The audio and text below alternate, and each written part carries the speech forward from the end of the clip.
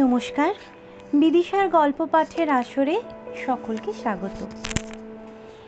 আজকে গল্প বিভূতিভূষণ বন্দ্যোপাধ্যায়ের লেখা বামা।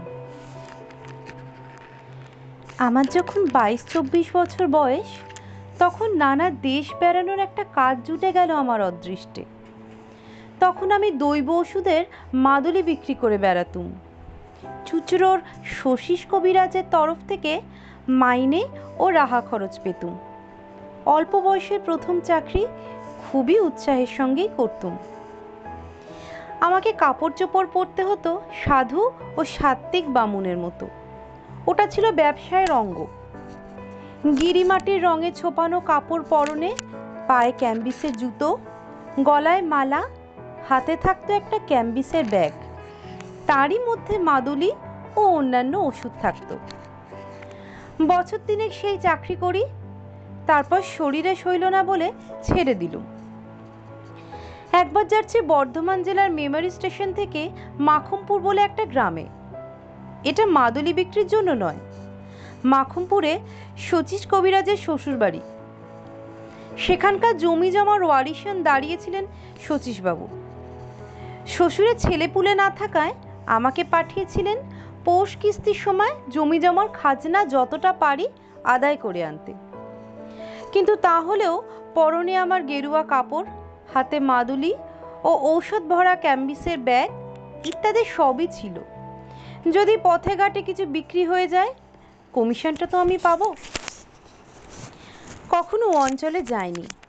মেমারি স্টেশনে নেমে বেলা 2টোর সময় হাঁটছি তো হেঁটেই চলেছি, পথ আর ফুরোয় না।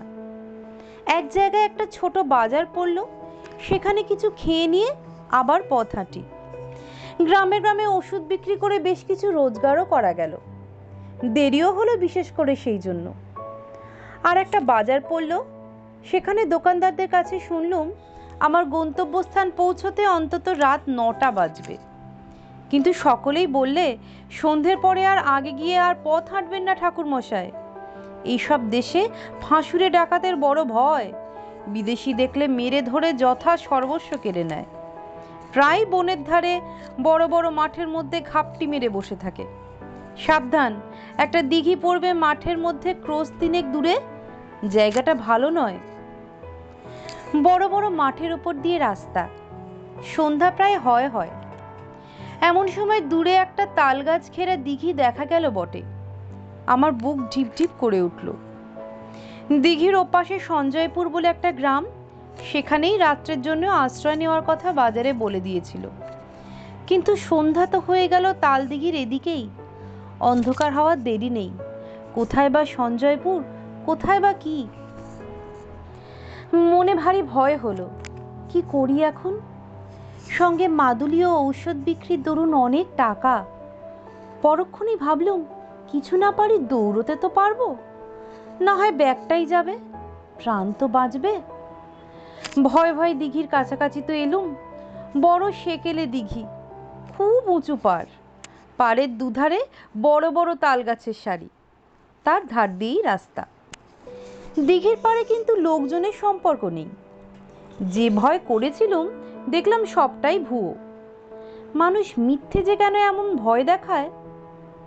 প্রকাণ্ড দিঘিটার পাড় ঘুরে যেমন তালবনের সারি ও দিঘির উঁচু পাড়কে পিছনে ফেলেছি, সামনেই দেখি ফাঁকা মাঠের মধ্যে দূরে একটা গ্রাম লি লি করছে। নিশ্চয়ই ওটা সেই সঞ্জয়পুর। বাঁচা গেল বাবা, কি ভয়টাই দেখিয়েছিল লোকে। দিব্যি ফাঁকা মাঠ, কাছেই লোকের বসতি, গায়ের গরু বাছুর চড়ছে মাঠে। এসব জায়গায় কেন বিপদ থাকবে? আমি এরকম ভাবছি। এমন সময় তালপুকুরের ওদিকের পাড়ের আড়ালে যে পথটা, সেই পথ বেয়ে একজন বৃদ্ধকে আমার দিকে আসতে দেখলুম। বৃদ্ধ বেশ বলিষ্ঠ গড়নের, এই বয়সেও মাংসপেশি বেশ সবল, গলায় রুদ্রাক্ষের মালা, হাতে একটা ছোট লাঠি। বৃদ্ধ আমায় বললে, ঠাকুরমশাই কোথায় যাবেন? যাব মাখমপুর। মাখমপুর? সে যে এখনো 3 ক্রোশ পথ। কার বাড়ি যাবেন? শচীশ কবিরাজের বাড়ি। ঠাকুরমশাই কি কবিরাজ মশাইয়ের গোমস্তা? গোমস্তা নই, তবে যাচ্ছি জমি জমার কাজে বটে। এই অঞ্চলে আর কাউকে চেনেন? মশাইয়ের নিজের বাড়ি কোথায়? আমি এদিকে কখনো আসিনি, কাউকে চিনিও নেই, মাখনপুরেও নতুন যাচ্ছি। সেখানে কেউ তাহলে আপনাকে চেনে না? না, কে চিনবে? আমার এই কথায় যেন মনে হলো বুড়ো একটু কি ভাবলে। তারপর আমাকে বললে, কিছু যদি মনে না করেন একটা কথা বলি। রাত্রে আজ দয়া করে আমার বাড়িতে পায়ের ধুলো দিন। আমরা যাতে বারুই, জল আচরণীয়, আপনার অসুবিধে হবে না। চণ্ডী মণ্ডপের পাশে বাইরের ঘর আছে, সেখানে থাকবেন, রান্না বান্না করে খাবেন। আসুন দয়া করে। আমি বৃদ্ধের কথায় ভারী সন্তুষ্ট হলুম। সত্যিই তো, সেকালের লোকেরা অন্য ধরনের শিক্ষার মানুষ। অতিথি অভ্যাগতদের সেবা করেই এদের তৃপ্তি। বৃদ্ধ এই প্রস্তাব না করলে রাঢ় অঞ্চলের অজানা মেঠো পথ বেয়ে এই সুমুখ আধার রাতে আমায় যেতেই তো হতো মাখনপুরে, 3 ক্রোশ হেঁটে। গ্রামের পূর্ব প্রান্তে বড় মাঠের ধারে বৃদ্ধের বাড়ি। বৃদ্ধের নাম নফরচন্দ্র দাস। আমি চণ্ডী মণ্ডপে গিয়ে উঠতেই একটা কুকুর ঘেউ ঘেউ করে উঠল। কুকুরের এই ডাকটা আমার ভালো লাগলো না। এর আমি কোনো কারণ দিতে পারবো না, কিন্তু এই কুকুরের চিৎকারের যেন একটা ছন্ন ছাড়া অমঙ্গলজনক অর্থ আছে। মঙ্গল সন্ধ্যায় কোনো গৃহস্থ বাড়িতে আসিনি, যেন শ্মশান ভূমিতে এসেছি। বৃদ্ধের বাড়ি দেখে মনে হলো বেশ অবস্থাপন্ন গৃহস্থ। বাড়ির উঠানে সারি সারি 3টে বড় বড় ধানের গোলা, গোলার সঙ্গে প্রকাণ্ড গোয়াল ঘর, বলদ ও গাইয়ে প্রায় 20-22টা। অন্তঃপুরের দিকে 4খানা বড় বড় 8চালার ঘর। বাইরের এই চণ্ডী মণ্ডপ ও তার পাশে আর একখানা কুটিরি। আমার কথাটা ভালো করে বুঝতে গেলে এই কুঠিরিটার কথা আর একটু ভালো করে শুনতে হবে। কুঠিরিটিকে চণ্ডী মণ্ডপ সংলগ্ন একটা কামরাও বলা যায়, কারণ একটা সরু রোয়াকের দ্বারা চণ্ডী মণ্ডপের পিছন দিকের সঙ্গে সংলগ্ন।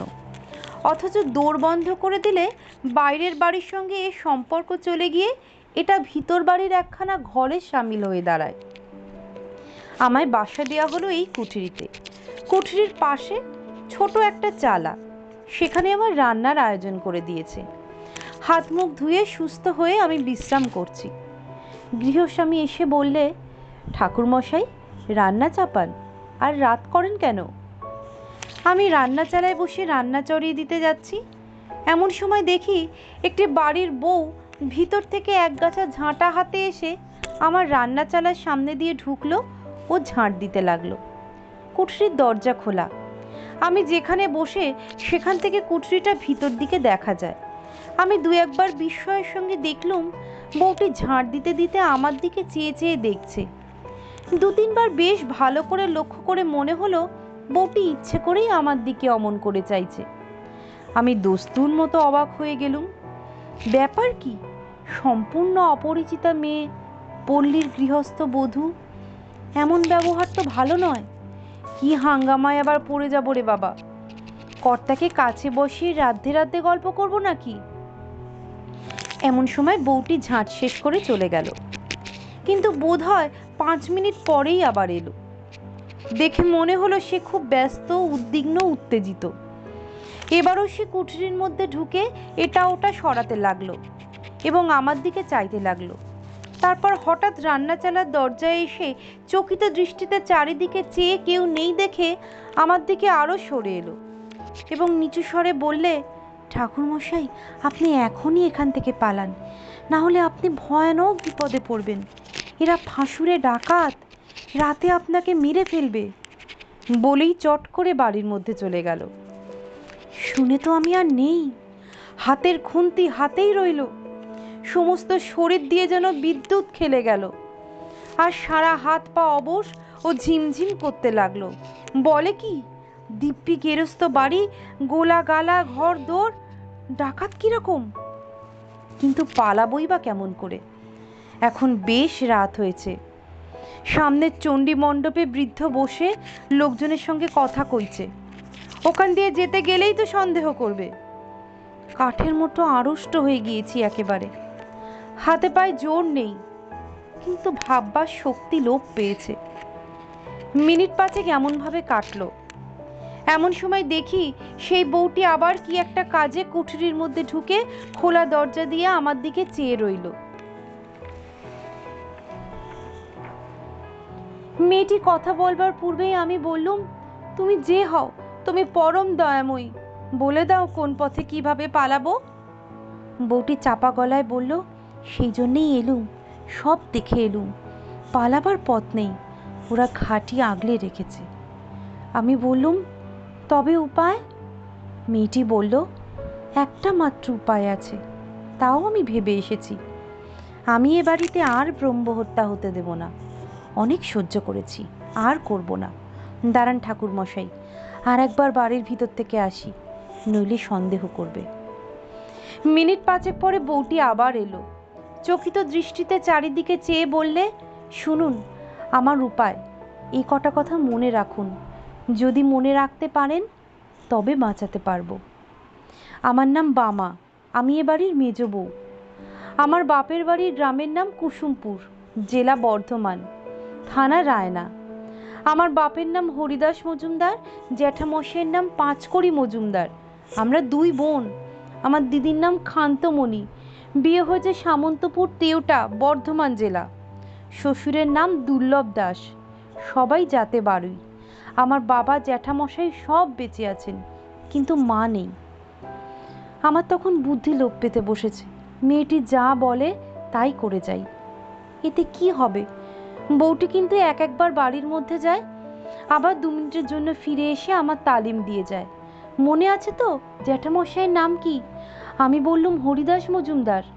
না না, পাঁচকড়ি মজুমদার, বাবার নাম হরিদাস মজুমদার। আমার দিদির নাম কি? শ্বশুরবাড়ি কোন গায়ে? খান্তমণি। শ্বশুরবাড়ি হলো, শ্বশুরবাড়ি, আপনি সব মাটি করলেন দেখছি, সামন্তীপুর তেওটা। বলুন। সামন্তপুর তেওটা। শ্বশুরের নাম রামযদু দাস, দুর্লভ রাম দাস। অবশেষে মিনিট 10-12 মধ্যে আমার কাছে সব পরিষ্কার হয়ে এসেছে। বউটি বললে, রান্না খাওয়া করে নিন ঠাকুরমশাই, কোনো ভয় করবেন না। আমার বাপের বাড়ির নামধাম যখন জানা হয়ে গেছে, তখন আপনাকে বাঁচাতে পেরেছি। এখন শুনুন, খাওয়া দাওয়ার পরেই শ্বশুরমশাইয়ের কাছে আমার বাপের বাড়ির পরিচয় দিয়ে বলবেন আপনি তাদের গুরুবংশ। আমার নাম বলে জিজ্ঞেস করবেন আমার বিয়ে হয়েছে কোথায় জানো কি? গলা যেন না কাঁপে, কোনো রকম সন্দেহ যেন না হয়। আমি চললুম। আবার আসবো আপনি শ্বশুরকে বলার পরে, কিন্তু দেরি করবেন না বেশি, বিপদ কখন হয় বলা তো যায় না। রান্না খাওয়া শেষ না করলেও সন্দেহ করতে পারে, রান্না খাওয়া করতেই হলো। রাত্রের অন্ধকার তখন বেশ ঘন হয়ে এসেছে, রাত আন্দাজ 10টার কম নয়। আহারাদির পর নিজের কুঠরিতে বসেছি, আর আমার মনে হচ্ছে এবারই সবাই যেন খাঁড়ায় রামদাতে শান দিচ্ছে আমার গলা কাটবার জন্য। এমন সময় গৃহস্বামী স্বয়ং আমার জন্য পান নিয়ে এলো। বললে, কি ঠাকুর মশাই, আহারাদি হলো? এখন দিব্যি করে শুয়ে পড়ুন, মশারিটা টাঙিয়ে দিয়ে যাচ্ছি, রাত হয়েছে, আর দেরি করবেন না। আমি বললাম, একটা কথা বলি। আমাদের এক মন্ত্র শিষ্য, বাড়ি কুসুমপুর, থানা রায়না, নাম পাঁচকড়ি, হরিদাস মজুমদার। তার একটি মেয়ের নাম বামা, এদিকেই কোথায় বিয়ে হয়েছে। তারাও যাতে তোমাদের বাড়ুই কিনা, তাই হয়তো চিনলেও চিনতে পারো। মেয়েটির জ্যাঠার দুর্লভ রাম, পাঁচকড়ি, আমায় বলে দিয়েছিল মেয়েটির শ্বশুরবাড়ি খোঁজ করে একবার সেখানে যেতে। তা যখন এলুমিয়ে দেশে। আমার কথা শুনে বৃদ্ধ যেন কেমন হয়ে গেল, আমার দিকে অবাক হয়ে চেয়ে বললে, কুসুমপুরের হরিদাস মজুমদার, বাবা আপনি তাদের চিনলেন কি করে? বা আমার কথা স্মরণ করে গলা না কাঁপিয়ে দৃঢ় স্বরে বললুম, আমি যে তাদের গুরুবংশ, আমার বাবার ওরা মন্ত্র শিষ্য কিনা। বৃদ্ধ তাড়াতাড়ি বললে, বসুন, আমি আসছি। আমি একটা কুঠরির মধ্যে বসে রইলুম। সন্দেহ তখনও যায় নাই, আর এরা যে গুরুদেবকে রেহাই দেবে তা কে বলেছে। কিছুক্ষণ পরে বৃদ্ধ ফিরে এলো, পিছনে পিছনে সেই বধূটি, আর একটা সন্ডা মার্কা গোছের যুবক এবং একজন পৌরা স্ত্রীলোক, সম্ভবত বৃদ্ধের স্ত্রী।